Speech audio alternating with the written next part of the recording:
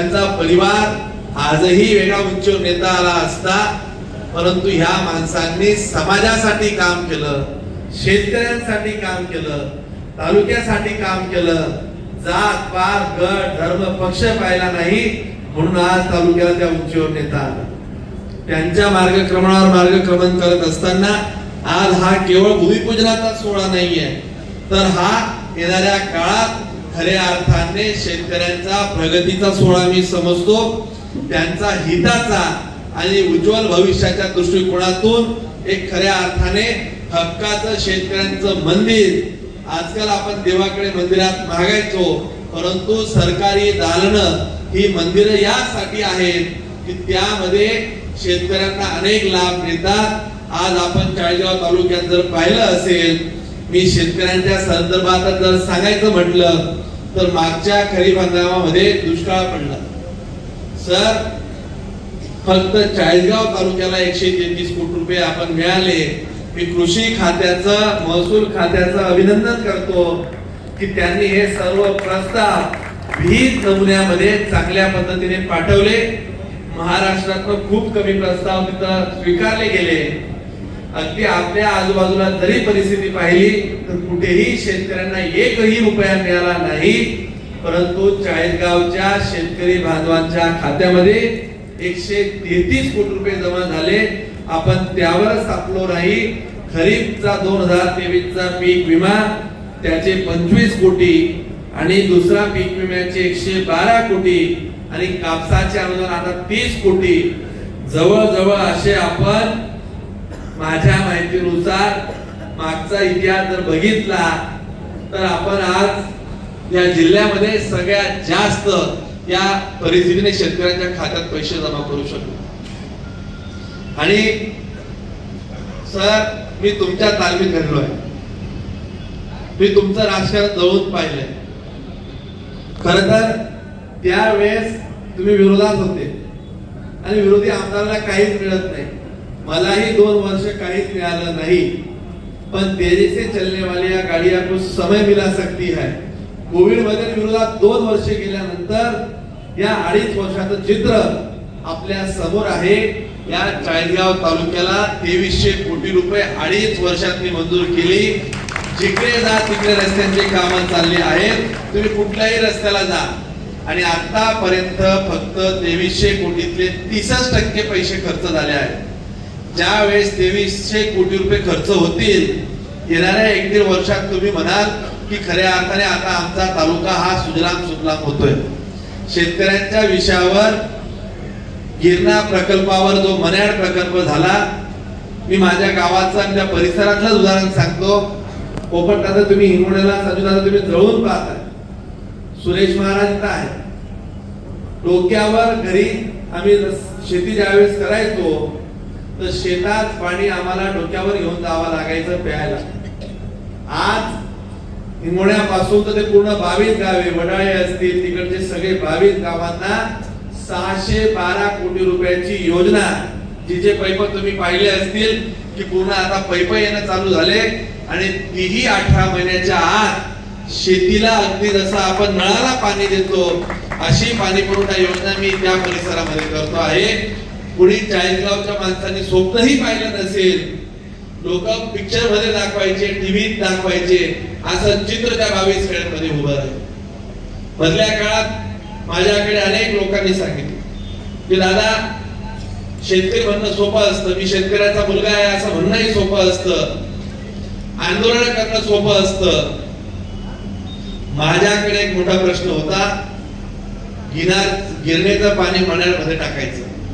मी तो प्रकल्प हातात घेतला. काही राजकीय लोकांना कळालं की आता गिरणेचं मन्याडमध्ये पाणी टाकण्याची प्रक्रिया, आता आमदारांनी बैठक घेतली. पहिल्यांदा उपमुख्यमंत्री आणि जलसंपदा मंत्र्यांनी ठरवलं की याचा डीपीआर सादर करा आणि त्याच वेळेस गिरणाकाठच्या लोकांनी उचवायला सुरुवात केली. काही लोकांना सुपाऱ्या दिल्या की तुम्ही या विरोधात आता चालू केला की गिरणेचं पाणी मन्याडमध्ये जातं आणि देवेंद्र भाऊंनी ठरवलं की नारपाचं पाणी आता गिरणेमध्ये आणि गिरणेचं पाणी मन्याडमध्ये आणायचं. मी आज पहिल्यांदा राजकीय व्यासपीठावर घोषणा करतो की गिरणेचं पाणी आता मराठवाड्यामध्ये आणण्याचा प्रस्ताव शासन स्तरावर पोहोचला. जोपर्यंत शासनाकडे कागद जात नाही मी कधीच लोकांना आश्वासन देत नाही. माझ्या कामाची पद्धत तुम्ही बघा. कृषी भवन मी करेल असं कधी सांगितलं होतं? ज्या दिवशी भूमिपूजन त्याच दिवशी लोकांना कळतं किंवा मंजुरीच्या अंतिम टप्प्यात आलं त्याच वेळेस मी घोषणा करतो. लोकांच्या भावनांशी खेळणं हे मला कधीही जमलं नाही. मी जे बोलतो तेच करतो. माझ्या 4.5 वर्षांच्या कारकिर्दीमध्ये एक शब्द असा सांगावं की आमदारांनी आम्हाला आज शब्द दिला आणि पूर्ण केला नाही.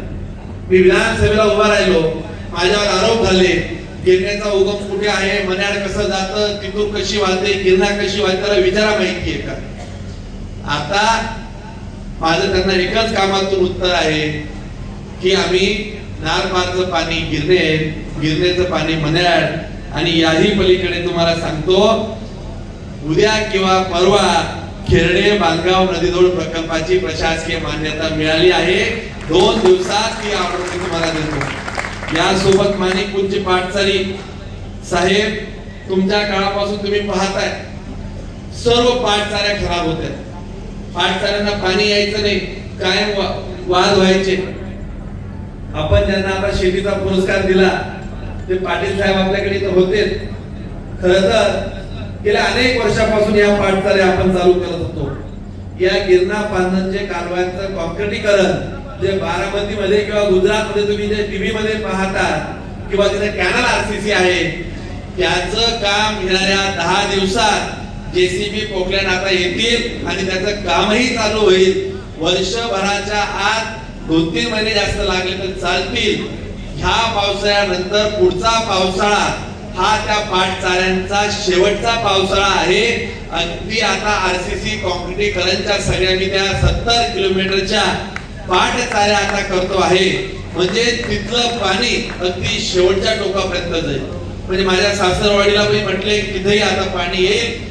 दारुगाव तालुक्यामध्ये शेतकऱ्यांसाठी फक्त बोललं गेलं, परंतु पहिल्यांदा मी ठरवलं मी कधीही तुम्हाला सांगतो मी कमी बोलतो काम जास्त करतो.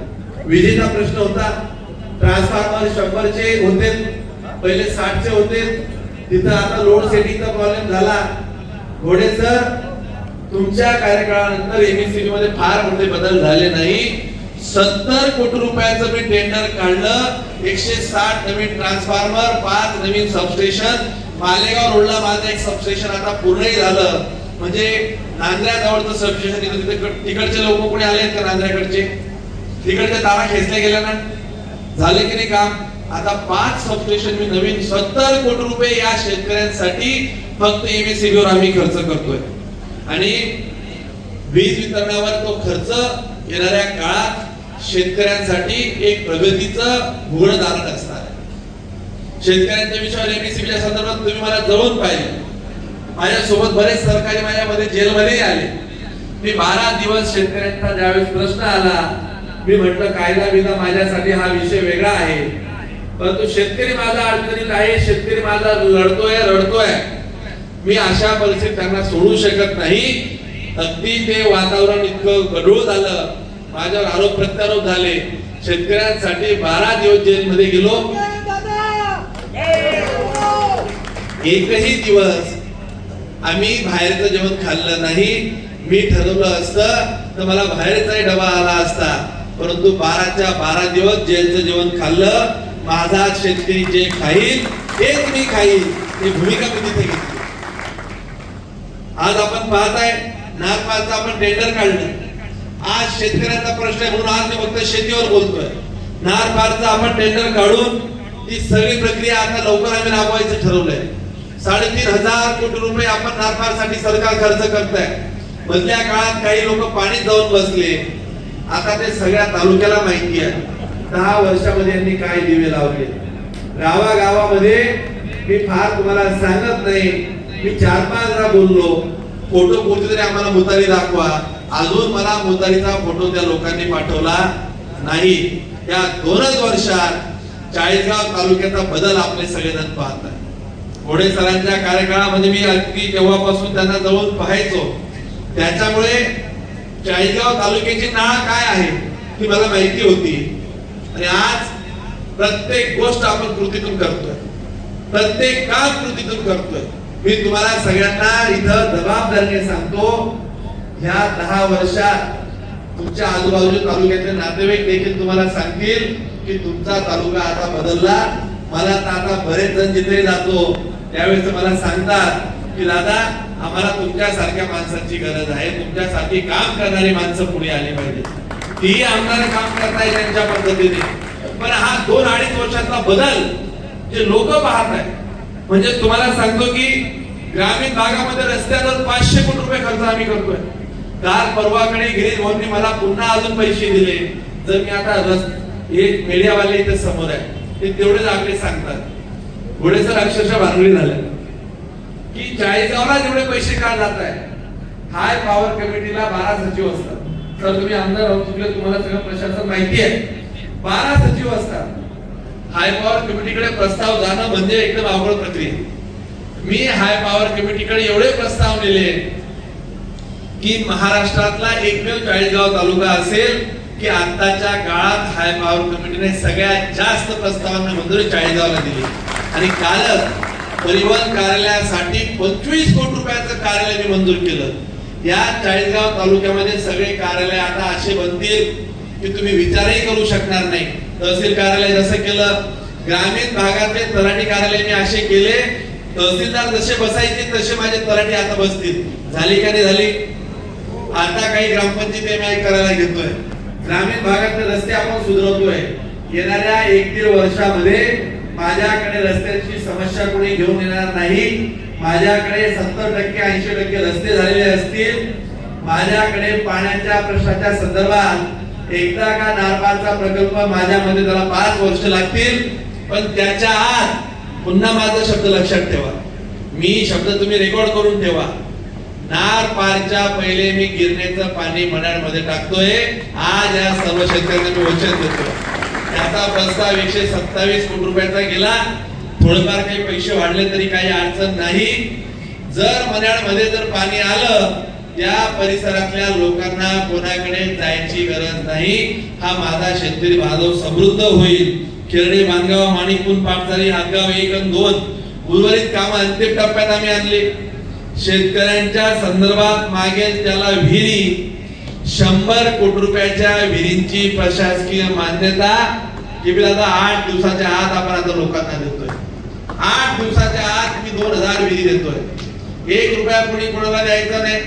एकच सांगायचं. एका माणसाने मला एकदम भारी सांगितलं, म्हणजे दादा आम्ही एक शिकून घेतलंय, आम्ही काम राष्ट्रवादीचं करतो, पण काही काम म्हणलं का आम्ही एकच सांगतो, आम्ही मंगेशदाराची माणसं आहे. आमची 2-3 ठिकाणी अशीच कामं होऊन गेली.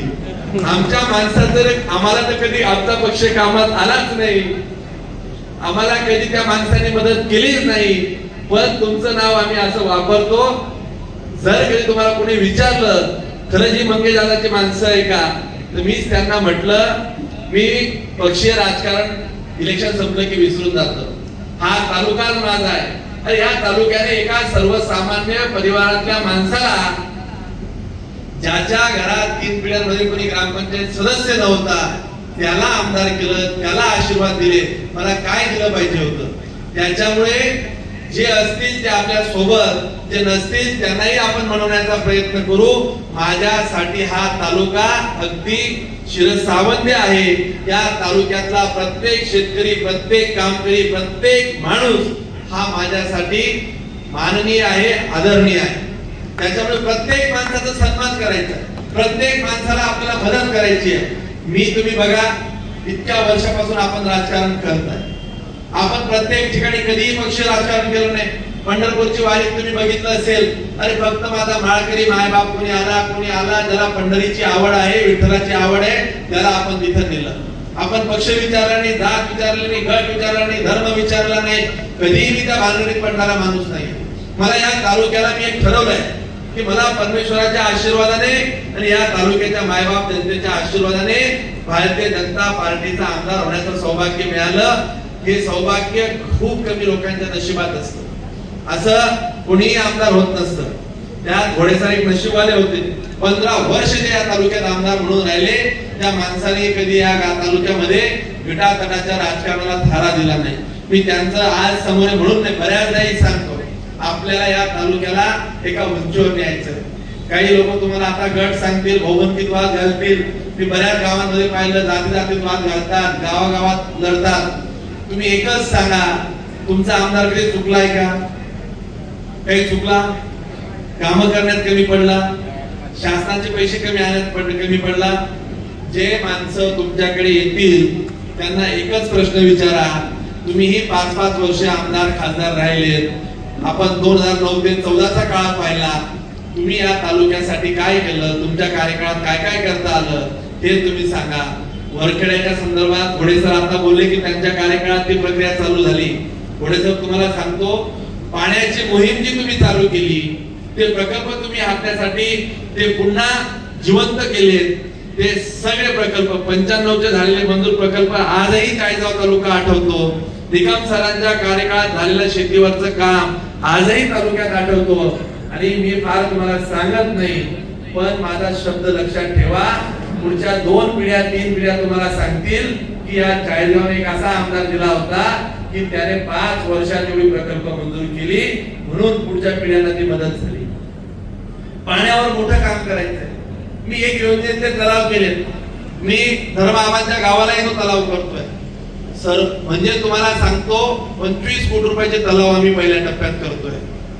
मी गिरणेवर आता हा जो प्रकल्प संपवायचा आहे, त्याचं लँड ऍक्विजिशन जे बाकी होतं, त्याच्यामध्ये पुनर्वसन बाकी होतं, त्याची जिल्हाधिकाऱ्यांनी कालच सांगितलं की आम्ही ती प्रक्रिया राबवतोय.